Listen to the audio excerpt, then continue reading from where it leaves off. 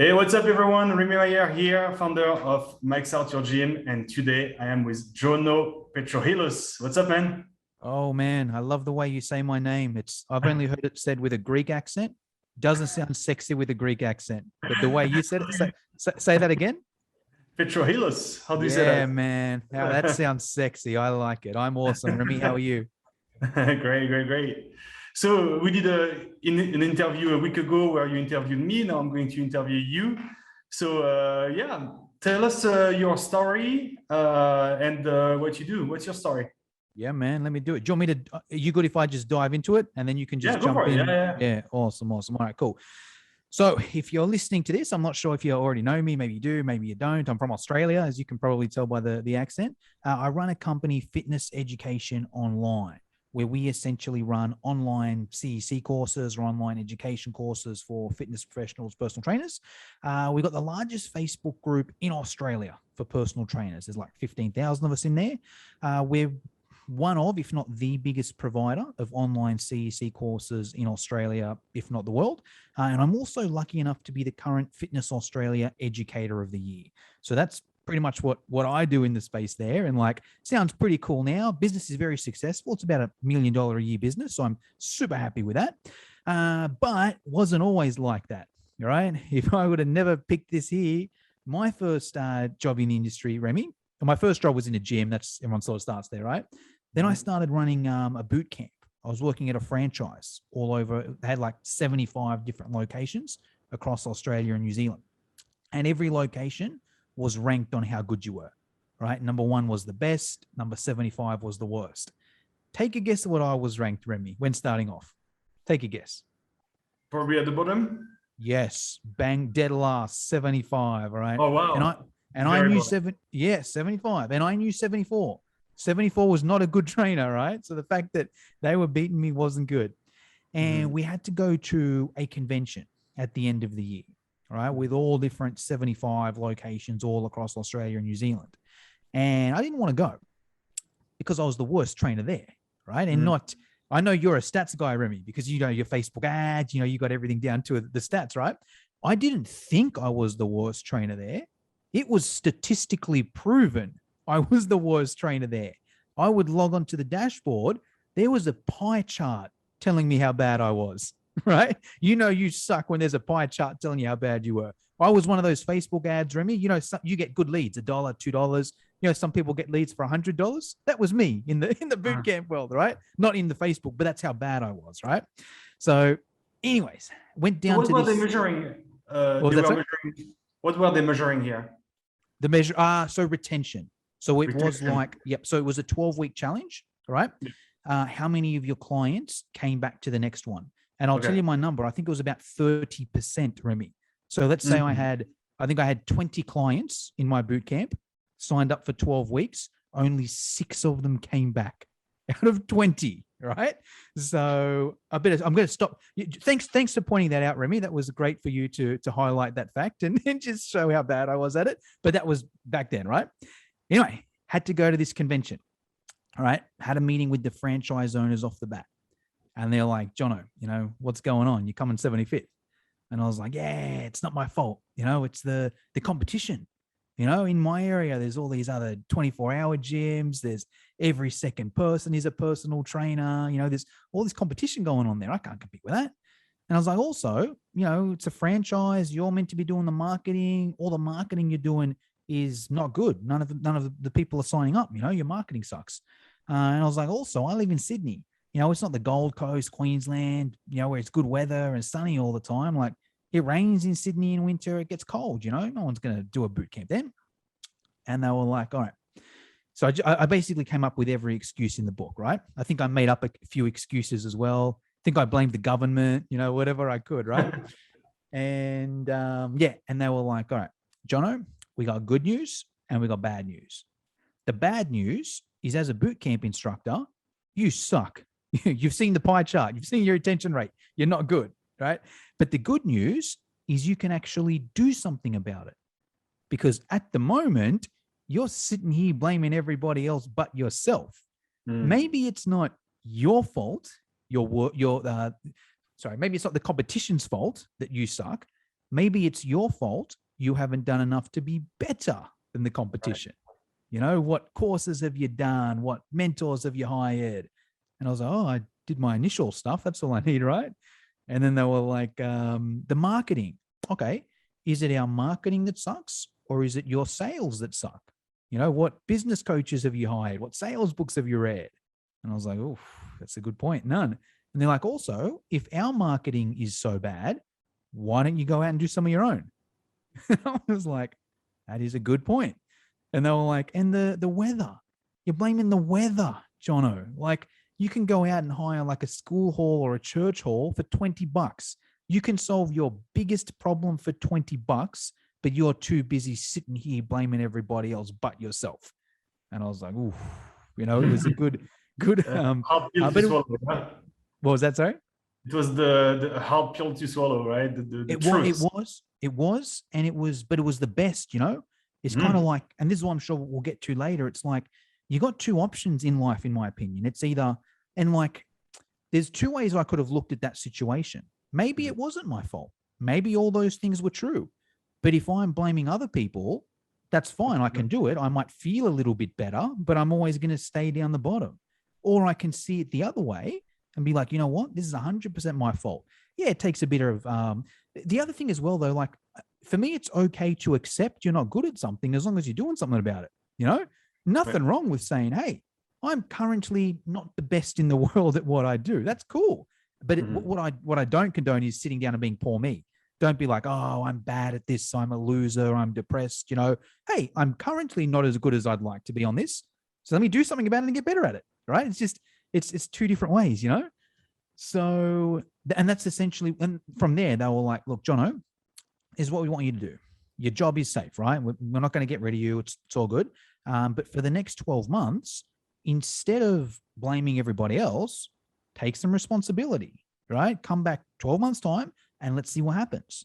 So that's what I did. I took extreme ownership. I'll finish the story and then we'll go and talk about the bits and pieces, but kind of like, so did that, took accountability for my actions. And basically for that year, I'd realize a weakness and then I'd work on that weakness. Then I'd see my next weakness and then I'd work on that. And then I'd see the next one and I'd work on that, you know, and from different courses and books and seminars and whatever it may be. Fast forward 12 months later, same convention, Remi. Now, what do you think I was ranked? At the top. At the top, number one, right? Number one. Sort of, wow. Yeah. And retention went to 104% and had 105 members in that 1 year. So it went from 20 with a retention rate of 30% to 100 members where all 100 came back. And even some of the old clients, because they'd see on social media, oh man, this boot camp's gone better. Let me sign up for this one here. So got some old clients back and then kept growing. From there, opened up a new location, did a similar thing over there, had 2 locations. And then from there, other trainers started to ask me, you know, Jono, because they knew me when I was 75th, right? And they're like, what the hell happened? Like 2 years ago, you were the worst person, you know, now you're you're number one, you got multiple locations. Like, how did you do it? And we'll get to some of the mindset things in a sec, but in a nutshell there, that's when I also created my first course, you know, how to run a successful boot camp. And then, you know, grew that to one business, to the other. So that's a bit of the background of my story there. Does that all make sense? Yeah, great. And so how did you figure it out during those 2 years? You said seminars, you said online courses, you spoke about some books. How did you figure it out? Can you? Okay, so I'll do this in a couple of ways, right? I can list a whole heap of books and seminars, that sort of stuff as well. But I'll put it down to one thing, which is essentially mindset, right? And I'll share a few specific philosophies that I learned and that I used. So the first one was, if we go back to that conference, the owners gave like a presentation on, have you seen The Line, Remi? Have you seen like Living Above the Line, Living Below the Line? Have you seen that? It's a movie. No, it's like a theory that, you know, Tony Robbins and that sort of teach, but it's like, I don't remember that one. I love Tony Robbins, but we'll jump on YouTube after this, and for the listeners as well, just jump, because it looks better visually. I'll explain it on a podcast, but it'll look better visually. Like, just jump on YouTube and type in, you know, below the line, above the line or something. But in a nutshell, the owners had like a whiteboard, right? and they drew like a line, like a horizontal line across the whiteboard. And they're like, all right, people that live above the line are successful at whatever they choose to do. People that live below the line are unsuccessful at everything they choose to do. And I was like, sweet, I mean, just tell me what's above this line and I'll do it, and tell me what's below the line and I won't do it. And they started with below the line. So people that live below the line, they blame other people, they come up with excuses, and they're in denial. And as they were giving the examples, I'm just like, shit, that's me. Every example they gave, which was like, if it's wet weather, for example, right? They're like, okay, if it's raining and you have to cancel your session because it's raining, like you can do two things. You can blame the rain, or, you can blame yourself for not having a venue undercover, right? And then they said above the line is ownership, accountability, and responsibility. All right. And they were like, whatever, fitness, business, relationships, whatever. If you live above the line, you're going to be successful. Below the line, you won't. And I'll give some specific examples where I was able to implement that into my business, right? So I remember previously when I was 75, there was a client who I got on pretty well with, and I wanted her to sign up for the next round of boot camp. But she was like, Jono, I'd love to. I can't, because I got netball training in the summer. Do you have netball in your country? Do you know netball? No. Okay, let's just call it football. Let's call it women's football. It's different, but just to put it in perspective, right? Okay. Let's say soccer. Do you say soccer or football? Right, yeah. Yeah. You say soccer. Oh, okay, cool. So yeah, let's say, for example, she's like, Jono, I'd love to keep training, but I got soccer training. I can't make it. And I would previously would have been like, oh, okay, nothing I can do. Right? She's got soccer training. There's nothing I can do. But then I realized, no, hold on. That's my responsibility. I didn't make my boot camp a better experience than her soccer training, right? If I was that good, she would have told her friends at soccer, girls, I love playing soccer with you, but this boot camp is better. See you later, bye. I'm out of there and I'm doing this boot camp and you're coming with me, right? Same situation, very different ways of looking at it. And I would take it to the next level, right? I'll give another example. And a lot of listeners might think this is crazy, but I'll put it in perspective. It was another client. Then when I was number one, I lost another client, which was huge because I had 100% retention. So if I lost a client, I'm like, what did I do wrong? She's like, Jono, it's not you, like I just got a better job in a different state. So I'm moving state, right? Still my fault, because the way I look at that is I didn't do a good enough job of making my boot camp a better experience than that opportunity she had there, right? I want to make my boot camp so good that she's like, okay, I've got a better job opportunity interstate. Nope, I'm going to turn that one down. I'm going to stay here and earn less money and work a worse job because I want to go to Jono's boot camp.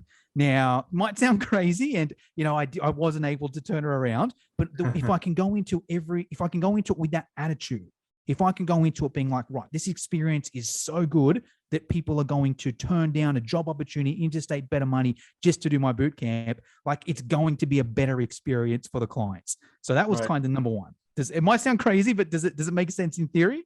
Makes sense, yeah. Probably unrealistic. Yeah.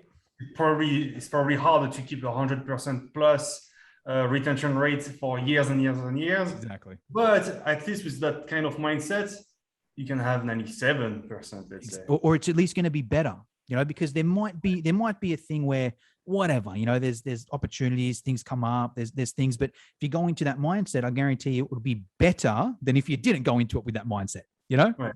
Mm-hmm. So that was kind of the first one. And then after that, they put up like a quote. Okay. I can't remember. I think it was Henry Ford or someone. It was basically, whether you think you can or whether you think you can't, either way, you're right. Have you heard that quote, Remi? Have you heard that one?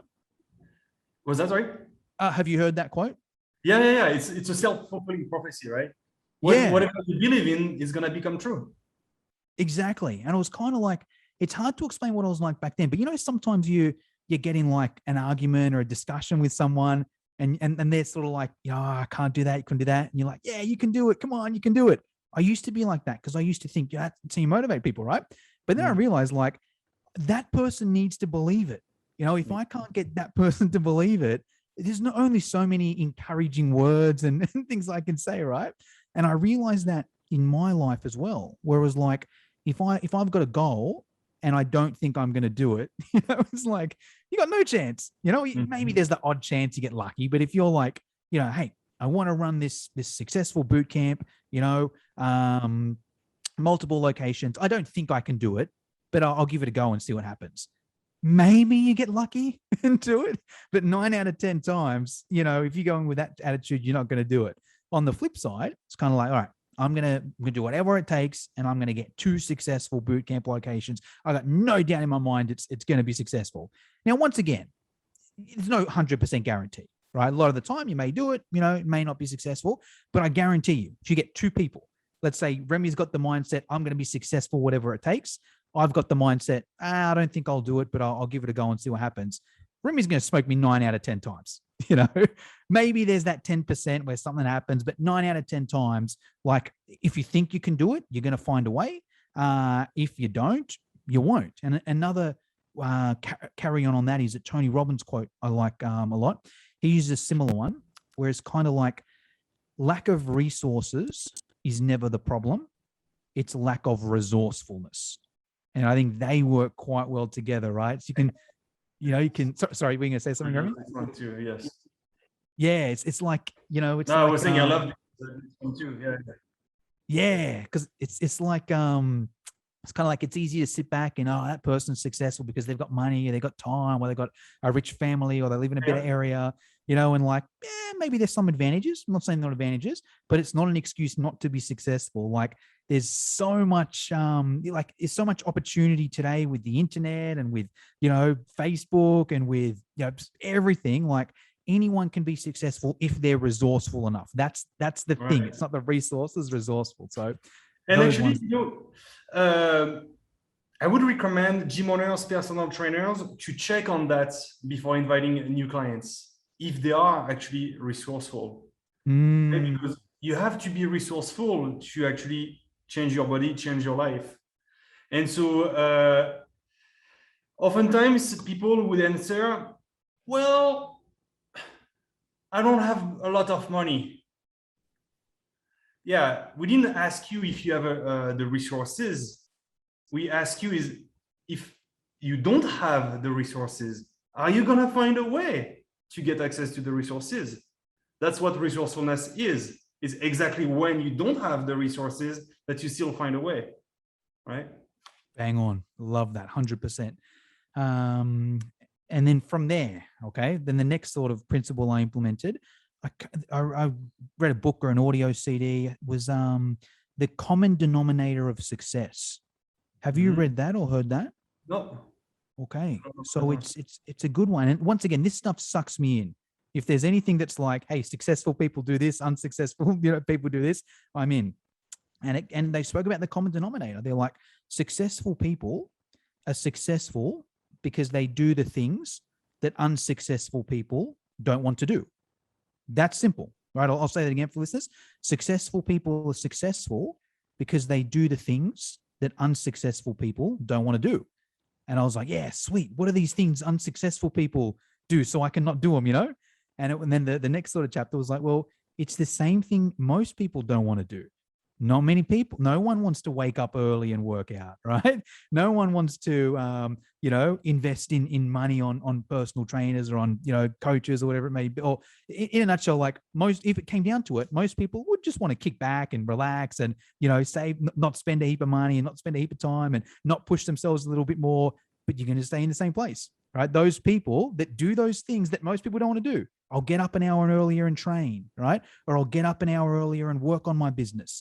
Or, I'll go and invest in a personal trainer. I'll go and invest in a business coach, right? Or maybe it's just the actual work side of things. Most people don't want to work out really hard, right? Same with business owners. Most people don't want to have those uncomfortable conversations, right? But if you do those things that most people don't want to do, it's what you're going to be successful. And I'd ask all the listeners to think of that in their own life as well. And maybe yourself, Remi, what would you say, what area in your life are you the most successful in, would you say? That's a good question. I used to be a good athlete. Okay, cool. Let's and now I think that's what I do with my business. That's let's run with both of them. Let's say you now with your business, would you say there's things that you've done to have a successful business that your average person wouldn't do or wouldn't have I done know, previously? yeah. No, You know, no. list a couple of them. What are some of the things that you did that like your average person would never do? Well, at the beginning, I was working like crazy at the Yep. very beginning, putting in the hours, working during the weekends, not taking holidays, studying, learning, failing, improving. Yeah, investing in coaching, even though if it was scary at the beginning, I would say,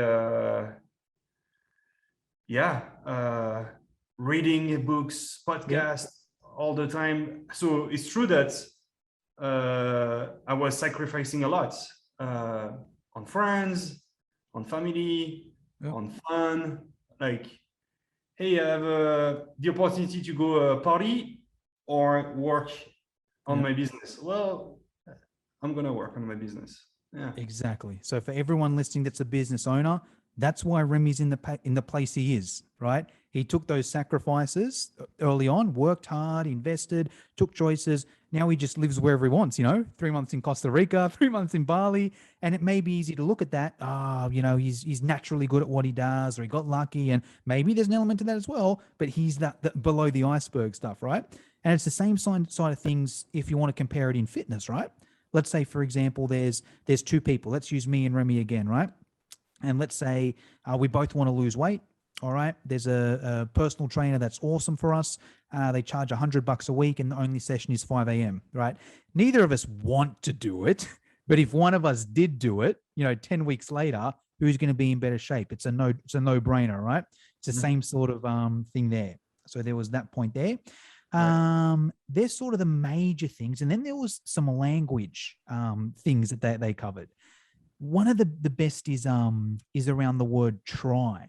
So have you heard Jack Canfield, Remi? Do you know who he is?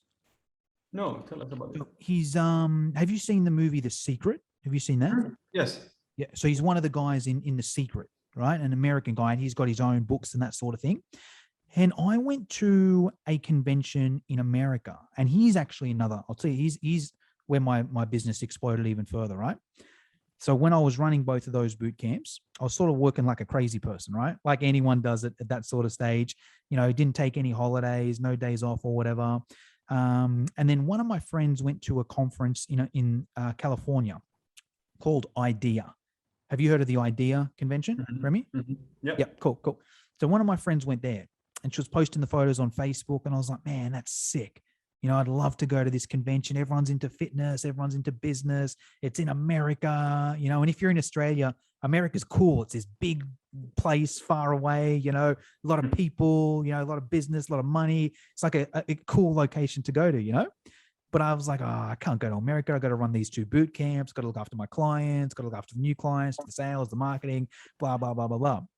And I went to this, this was then that same convention, but a few years down the track, right? Where I was now doing it okay. And there was a speaker they had there called the Bucket List Guy, right? An Australian guy, the Bucket List Guy. And he went through his sort of strategy. Was everybody's like, write down a goal that you want to, that's on your bucket list, a short-term one, like that you can do in the next year or so. And I was like, you know what? I want to go to this IDEA convention. So I wrote that down, right? And he was very strategic. He's like, first, just write it down. So everyone wrote it down. And he's like, all right, what I want you to do today is take some action that's going to involve getting that. And he's like, I'm not talking about, writing it down or whatever. Take some serious, and he used me as an example. He's like, Jono, what's your goal? And I'm like, I'd like to go to this IDEA convention. He's like, all right, book a ticket. And I'm like, what? And he's like, and we broke it down. He's like, all right, so you'd need flights, accommodation, and, the ticket for the convention, right? I was like, yeah. We broke down the prices. It's like, all right, the convention is $300.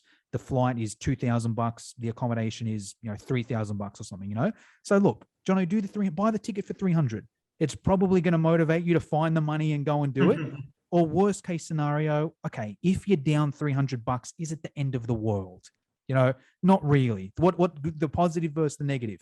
And I was like, all right, so I went and booked that $300, and I'm like, where am I going to find this 5,000? The flights wasn't too bad. I'm like, well, it is what it is. But it was the accommodation, because it was in LA, and the hotel was like $350 a night. And I'm like, man, it's a lot of money for 5 days or whatever. But I got resourceful, And then I found out there was this website, because keep in mind, this is back in like 2014, right? I was like, there was this website called Airbnb. You know, I was speaking to a client or something, and I was like, I want to go, but accommodation is so expensive. They're like, why don't you get an Airbnb? I'm like, what the hell is that? And they're like, trust me, go on the website and go to airbnb.com. And I went on there and I'm like, okay, I don't need to spend, $350 a night in LA. I can do it for $50 a night. All right, now I'm in, right? So, and went to the convention. It was awesome. I learned so much, and there's a few good lessons there, but it's kind of like the lesson of taking that action, right? Investing in it, finding a way.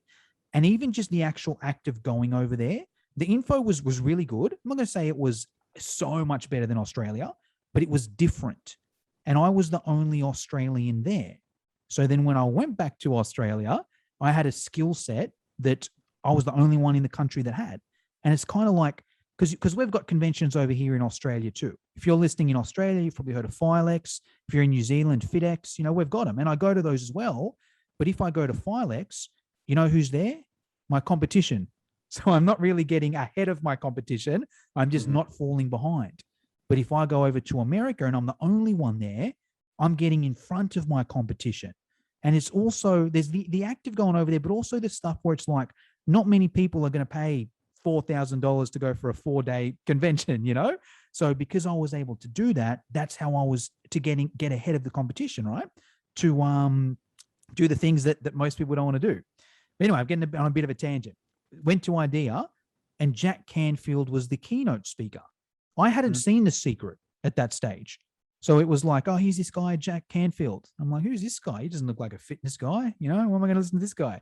But he gave a talk on language, and it was amazing. He started with the word try. So you've got a pen on you there, right, Remi? Awesome. Put that pen down for a sec. I'll show you the exercise he did. You might know it, but we'll see if it works anyway. So on the count of 3, Remi, I want you to pick up your pen and just hold it up to your eye like that. All right. 1, 2, 3, go. Okay, good. Passed. Now put it back down. This time, you don't have to do it. I just want you to try and do it. Okay, so don't pick it up and put it there. Just try and pick it up and put it there. Okay, 3, 2, 1, go. If I try to do it? Exactly, right? And that's what everyone's doing. It's like, what the hell? And he's kind of like, all right, that's how the word try works. If you want it, he goes, either you do something or you don't do it, right? Like trying to do it is just kind of like an excuse. Already a failure, yeah. Yeah, you're basically saying, I'm not 100%. I'm not going to make it. Yeah, I tried. It's kind of like, let's look at it from a business side of things. Most people know it's a good idea to read books. Most business owners do it, right? So a common thing from a business owner, you know what? I'm going to try and read a book every week. How do you try and read? Like, do you try and open it and the wind just closes the pages? If you either commit to reading the book a week or don't, right? And same kind of thing with fitness. Look, I'm going to try and get to 3 sessions this week. How do you try? What, you drive in your car, hope to get to the gym, but you end up at McDonald's? Like, make a call. Either you do it or you don't. And I actually think it's a Star Wars quote as well. Do you watch Star Wars, Remi? Sure, yeah. Yeah.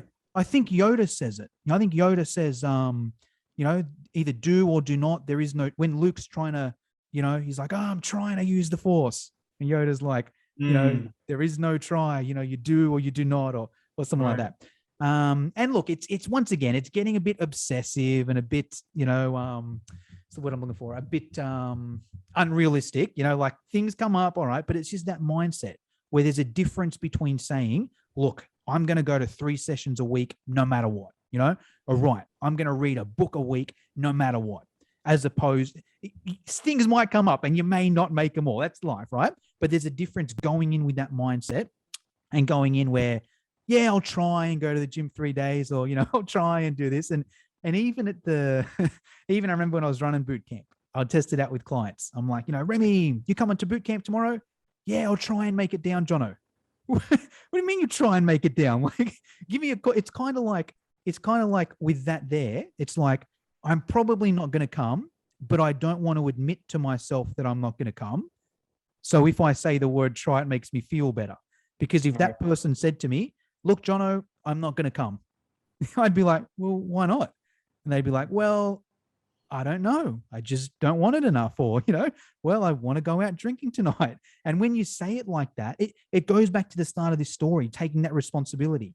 It's like if that situation there, if you just say, yeah, I'll try and make it tomorrow, and then you go out drinking that night and you don't make it, well, I'm not letting anyone down. I just said I would try. But if you sort of, and if you went the flip side, if you're like, Jono, got to be honest, I'm not going to come because I want to go out drinking. Now that's fine. Nothing against, but at least be honest with yourself. Be like, look, I'm not going to come because I want to go out drinking. That's totally cool. I'm happy to do that. I would prefer to go out drinking, then be a little bit healthier. I'll take responsibility. No dramas. That's fine. But then if you went out drinking, you didn't go to the session, and then you're like, I didn't lose weight. Why didn't I lose weight? Well, if you go back there, right? So it's just a way to look at it there. Now, along with the word try, a couple other words that Jack Canfield recommends to remove is the word can't. That's another common one as well, right? He goes, replace can't with I don't want to, right? And once again, I'm going to be obsessive and I'm going to be unrealistic, but I'm just talking about going in with that mindset, right? So there's a difference between saying, let me think of a good one. Let's say let's just use that one there. Hey, Jono, okay, let's use the Saturday morning boot camp.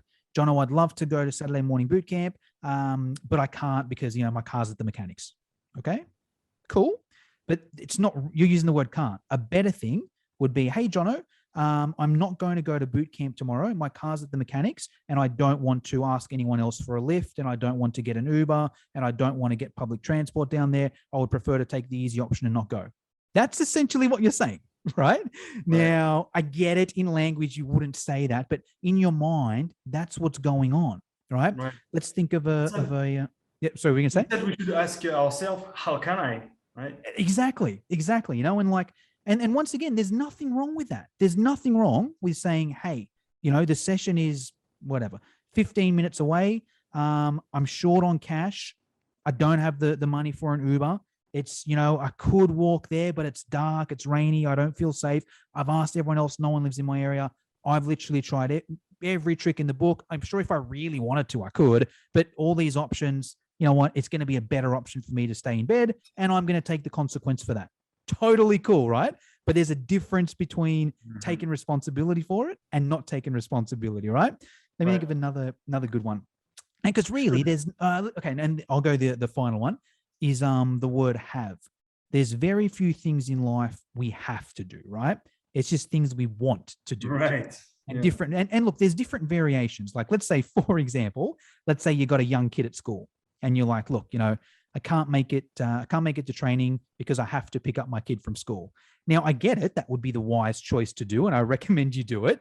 But you don't really have to. If you wanted to, you could leave him there. It wouldn't be a nice decision to make, but you technically you could, right? The message I'm getting here is there's very few things you have to do, right?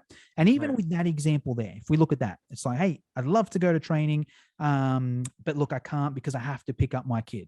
Once again, is that the only option? Or, could there be carpools, right? Or could there be, public transport? Could the kid walk? Could another parent get it? Could a friend get it? And I'm not saying all these are options. They may not be. But there's a difference between saying, look, I have to pick up my kid, and saying, look, I'm not going to go to training because I want to pick up my kid. I want to spend more time with them. So I get it. I'm going to be less fit, but I'm happy to take that consequence because I want to spend time with my kid. And that's fine. Nothing wrong with that, right? But at least it's not a have to kind of thing. And that's probably an example where most people would. But even if we go into it, and I'm sure, a lot of listeners will probably relate with a lot of these. If maybe it's a woman, and she's like, hey, I'd love to exercise, but I have to do the ironing and the washing, so I can't go and train. It's kind of like, well, replace that with the word want. Hey, I want to go and train, but I want to do the washing and ironing instead. So I'm happy not to lose weight because I'd prefer to do the washing and ironing. It's kind of like when you say it like that, it sounds silly, right? But that's essentially what you're saying. So, and I get it. It might sound unrealistic and whatever to people out there, but it's just a mindset to go in with. And if you go in with that mindset where it's like, you're not going to try and do something, you don't have to do anything. You can't, there's nothing you can't do. Look, you're not going to be perfect. You are going to try something and it's not going to work. That's freaking life, right? But it's just the mindset you go into it is worlds apart. Right. How about should? What was that? Sorry? How about the I word should, yeah, another one. Beautiful. I should, yeah, it's a good Tony Robbins one, oh, I should do this, I should do that, and they should all over themselves. I think Tony Robbins says, right? Right. So another one there. It's like you should do it, then do it, right? It's kind of like, what the hell does should mean? Should's just like, it's like, that's an interesting one. Should. It's kind of like by saying it, you feel a little bit better, right? By saying I should do this, you feel a little bit better, but you're not going to get any benefits unless you actually do it. Until you commit. Yep. Bang on. So great. that's So you had that massive breakthrough moment, right? When you had that hard pill to swallow, and so then you got all those other breakthroughs. You learned from books, seminars.